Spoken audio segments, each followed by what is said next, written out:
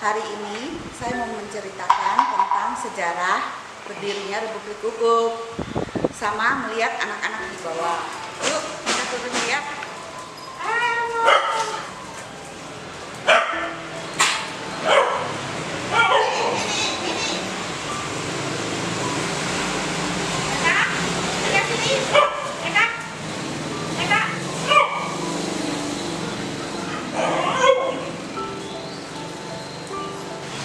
Hai, sekarang kita sudah ada di bawah nih, di lokasi tempat anak-anak bermain, tidur, dan pokoknya ini tempat mereka.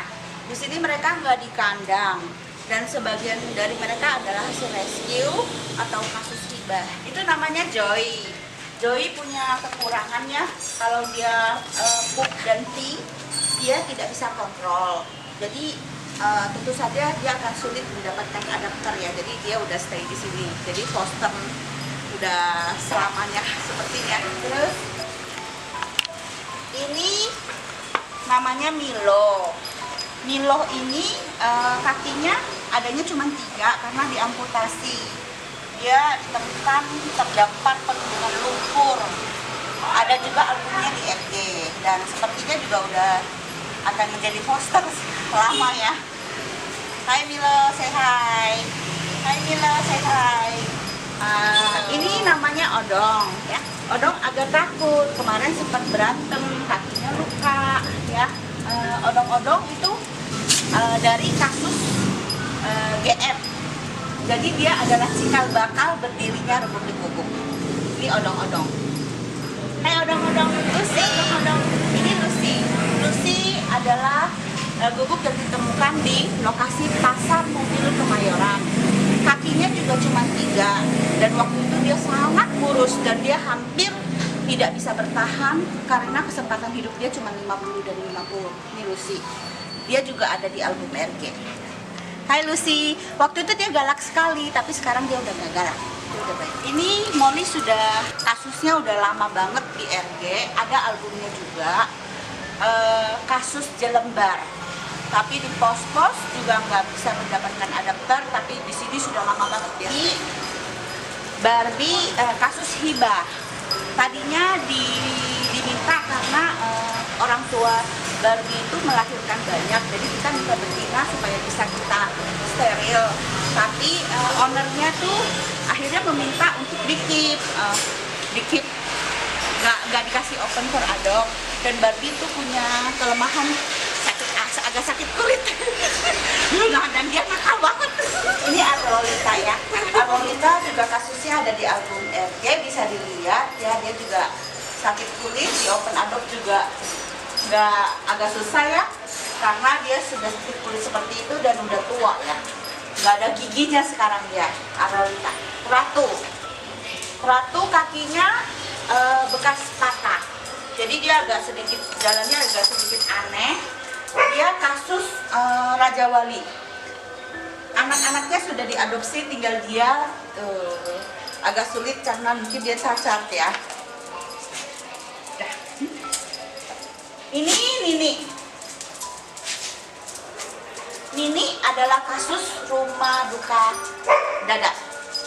Pada saat dulu kita melakukan steril, kita ingin membalikin dia ke lokasi. Tetapi setelah kita foster, kita udah nggak tega.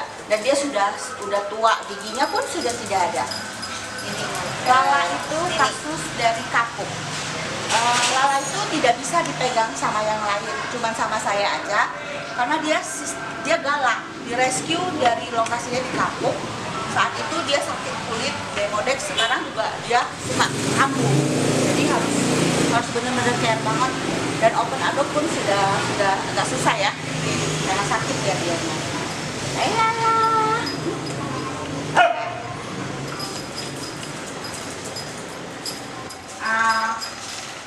Ini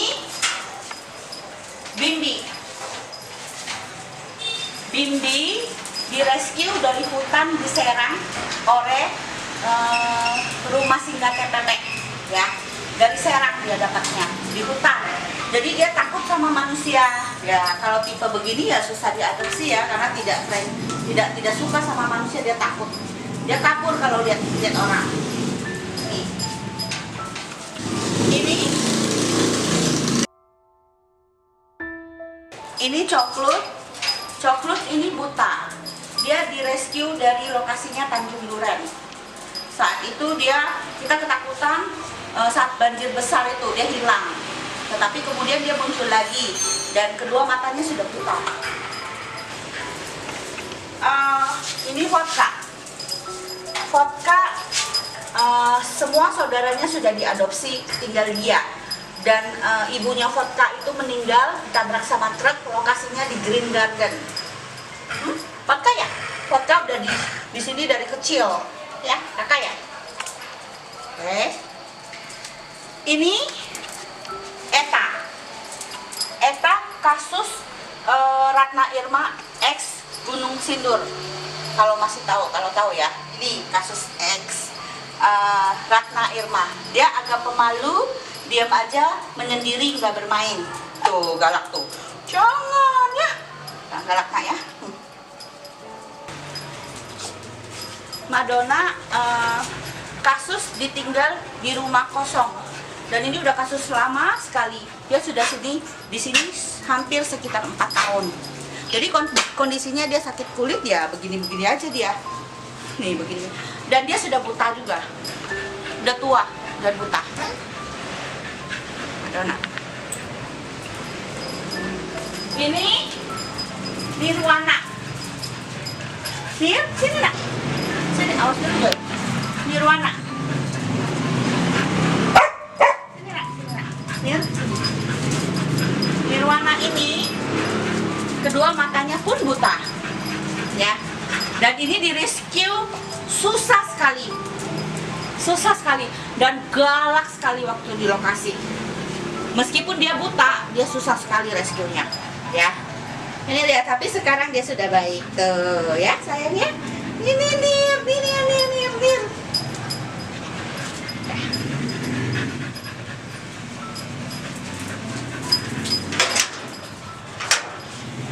Sini Owi sini, enggak.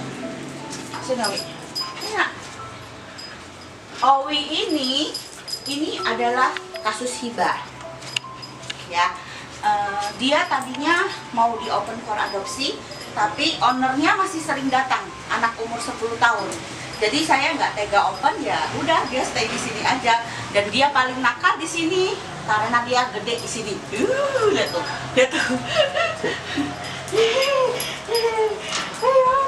Ya, ini cerita tentang anak-anak di sini secara singkat. Mau lebih lengkapnya tentang mereka punya cerita, bisa dilihat di album RG. Sekarang kita udah selesai di sini, total anak di sini ada 18. Kita kembali ke atas untuk cerita sejarah berdirinya RG.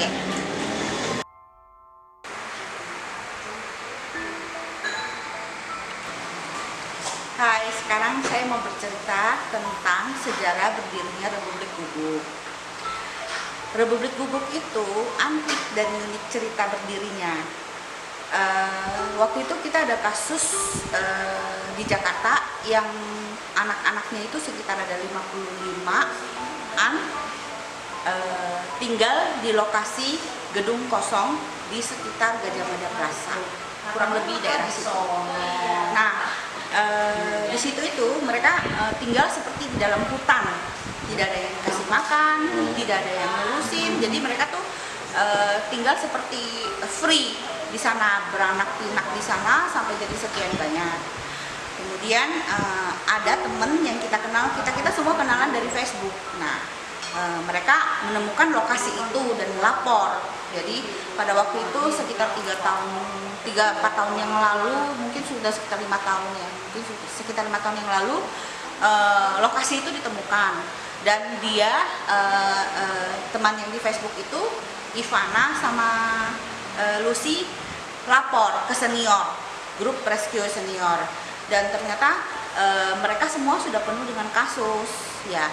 Jadi akhirnya kasus itu saya ambil dengan support dari dog lover di seluruh Jakarta ataupun luar kota, bahkan sampai luar negeri. Jadi kasus yang kita ambil ini, kita punya program steril dan vaksin serta pembuatan kandang di lokasi reruntuhan, rumah-rumah reruntuhan dan hutan-hutan, udah jadi hutan sekarang mereka itu. Nah, program itu selesai, kita juga berusaha untuk mencarikan rumah bagi mereka yang ada di sana. Nah, salah satu anak di sana tuh diadopsi sama ya kenal ya publik gitulah. Nah, salah satu anak yang di open for adopsi itu namanya Cino. Terus dia dapat adopter. Nah, karena suatu sebab adopter itu membuang Cino ke jalanan, yang itu yang membuat kita jadi marah banget. Karena kita sudah pesen, kita sudah interview, kita sudah ikutin semua syarat yang ada, berikut form adopsi segala macam, dia tetap melakukan pembuangan itu. Nah, kasus itu kita bawa ke ranah hukum dengan KUHP 302 dan Undang-Undang 66. Nah, dari situ seluruh dog lover yang benar-benar ingin membantu supaya Cino ditemukan kembali itu berkumpul. Kita semua berkumpul, kita tidak saling mengenal, kita mengenalnya cuma di Facebook. Jadi kita berkumpul semuanya di satu lokasi, kita kontak-kontakan, kita inbox, kita berbagi telepon. Jadi kita berkumpul di satu lokasi untuk mencari Cino, untuk menyebarkan brosur-brosur tentang Cino ini. Nah, dari situ terbentuknya Republik Guguk. Jadi ada beberapa dari teman-teman yang ke lokasi itu mempunyai misi yang sama gitu loh. Jadi kita berkumpul, kita ingin membuat suatu badan perkumpulan atau organisasi yang ingin membantu anak-anak terlantar. Sekarang kita sudah berjalan sekitar 3 tahun lebih, dengan suka dan duka, dengan segala macam kesulitan yang kita hadapi, kesulitan adapter, kesulitan dana, kesulitan saat rescue, air mata, senyum, ketawa, dan persahabatan. Ya, kita hanya berdasarkan karena keinginan untuk menolong mereka supaya mereka bisa punya rumah, supaya mereka yang tersiksa dan tidak punya rumah bisa terbantu. Setelah sekian tahun sejak kita itu berkumpul menjadi satu organisasi yang tidak resmi, baru-baru ini kami sudah menjadi yayasan supaya jelas hukumnya. Semua laporan keuangan selalu terbit di setiap awal bulan. Ya, kemudian kita menjadi satu yayasan yang supaya kalau nantinya ada apa-apa dengan penanggung jawabnya saya, nanti sudah jelas kemana ini Republik Guguk. Kemudian laporan keuangannya pun tercetak persis seperti di buku tabungan. Jadi tidak ada satu donasi pun yang akan lewat, karena persis tidak ada dana pribadi di dalam donasi itu. Sampai hari ini kita masih menjaga kejujuran hati kita. Jadi teman-teman mohon dong bantuannya, kalau masih punya di sudut rumahnya bisa adopsi seperti saya ya. Ini rumah pribadi, tapi saya harus menampung sebanyak 18 di sini dengan dikatakan kalau mau bilang senang ya senang, kalau bilang susah juga repot ngurusinnya, tapi tetap ya namanya keinginan kita untuk membantu, kita pasti bisa. Republik Guguk itu sendiri sudah sangat banyak membantu anak-anak jalanan. Guguk itu kami sering sebut dengan anak karena ya mungkin istilah bagi kami senang, jadi kami anggap sebagai anak-anak yang perlu kami bantu. Kasus-kasus yang sudah kami jamah ya antara lain ya steril ya, dan vaksin, pengobatan. Dan itu pekerjaannya kadang-kadang ya dibilang susah ya, kadang-kadang kita harus vet, bolak-balik, kita harus kontrol, terus kita harus bertanya ke dokternya, harus update segala macam ya kita lakukan di anggota kita yang 12 orang. Ya, kita bagi-bagi tugas. Ya. Kemudian anak-anak yang sudah kita jamah itu, yang sudah kita vaksin, steril itu gak semuanya ditampung. Kita nggak punya shelter gitu loh. Kita ingin suatu konsep baru. Kenapa? Kalau shelter itu biasanya tempat berkumpulnya terlalu banyak guguk ya, kadang-kadang tidak ada tangan yang bisa menyayangi lagi. Terlalu banyak kasus yang ada di Jakarta ini. Jadi kita inginkan rumah tinggal orang-orang penduduk Jakarta ini yang sekian banyak ini bukalah satu rumah, 2 rumah, foster 1-2 ekor itu sangat berarti bagi kita. Tentu saja dengan tanggung jawab ya. Tidak boleh hanya bilang mau foster terus mereka terlantar seperti itu. Jadi ya tentu kita bimbing nantinya. Nah, Republik Gubuk itu sendiri ada yang direscue kemudian di foster di rumah-rumah dengan biaya kita harus bayar biaya bulanan ya, sekitar 300.000 sampai 500.000 kurang lebih, ada yang 600.000 tergantung ya kesulitannya. Kadang-kadang kalau fosternya lumpuh kita bisa kasih lebih ya. Dan ada foster juga yang minta dikirimin dog food ya, kita kirimin dog food gitu loh. Kemudian ada foster juga yang hanya ingin sharing rezeki mereka gitu loh ya. Jadi dia tidak meminta dana dari kita ataupun dog food, mereka pakai uang pribadinya masing-masing. Nah, spesial untuk rumah saya ini yang memberikan makanan buat anak-anak di bawah ini setiap bulannya bukan dari donasi. Yang mensponsori makanan mereka dari Holistic Recipe gitu. Jadi anak-anak dikirim tiap bulan makanannya. Nah, kemudian yang anak-anak yang sudah kita tolong itu, menurut data yang ada itu sudah sekitar ribuan. Tidak semuanya ditampung memang. Ada yang mereka setelah steril harus balik ke lokasi. Kenapa? Karena kita tidak punya tempat yang terlalu banyak. Semua shelter pun sudah penuh. Gitu loh. Makanya kenapa kami selalu menghimbau, tolonglah gitu loh, buka pintu agar mereka yang ada di jalanan bisa menikmati rasanya punya rumah. Kenapa? Karena di jalanan sangat berbahaya hidup mereka ya. Bisa diracun, diculik, dipotong. Seperti kasus yang baru-baru ini kami alami. Anak yang sudah kami vaksin dan steril di lokasi Tangerang, 3 hilang dipotong. Jadi kami itu benar-benar miris sekali. Kami sudah berusaha mensteril dan menvaksin itu tidak ada, bukan pekerjaan yang gampang. Kami harus kesana jemput ya, kami harus antarkan ke vet ya, kemudian kami harus atur bolak-balik pasca steril, kita harus pulangin, itu transport segala macam, usaha tenaga itu bukan hal yang gampang ya. Ya itu kami jalanin demi anak-anak. Tapi kalau sampai terjadi hal seperti ini, mereka dipotong, itu hati kami tuh benar-benar hancur.